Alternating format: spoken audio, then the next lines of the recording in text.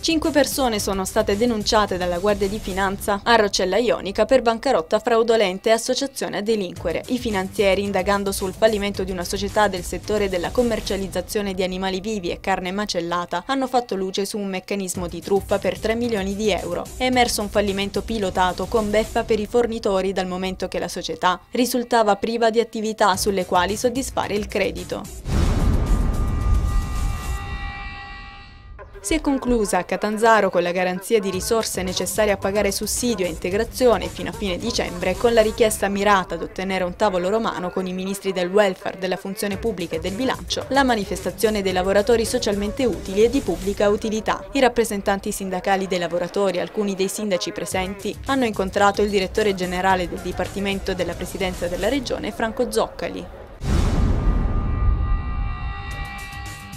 È stata a Catanzaro durante una rassegna promossa dalla provincia e diretta da Raffaele Gaetano, presidente dell'Associazione Culturale Coinè, l'inviata Rai Carmen La Sorella. La famosa giornalista ha raccontato l'orrore della guerra visto da una donna. L'evento Liberiamo la pace, 3 inviate di guerra si raccontano, si è svolto in una sala tricolore della prefettura gremita ed è stato aperto con i saluti della presidente Vandaferro e poi moderato attraverso domande e curiosità da Gaetano. La sorella ha spiegato che il giornalismo di guerra è cambiato moltissimo, i luoghi si sono avvicinati e internet ha reso tutto così semplice che niente è più come prima.